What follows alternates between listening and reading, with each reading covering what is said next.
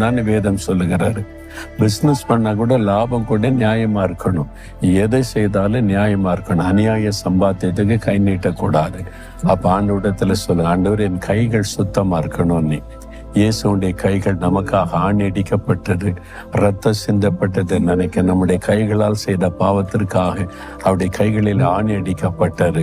நம்ம நினைக்கிற சிகரெட் பிடிக்கிறது, அந்த குடிக்கிறதற்கு மதுபான பாட்டில பிடிக்கிறது, இதுதான் கையை அசுத்தம் நினைக்கிறோம். லஞ்சம் வாங்குவது, அநியாய சம்பாத்தியம் பண்ணுவது, அநியாயமான வருமானத்தை ஈட்டுவது, இது கூட கரைப்படுத்துகிற காரியம்தான்.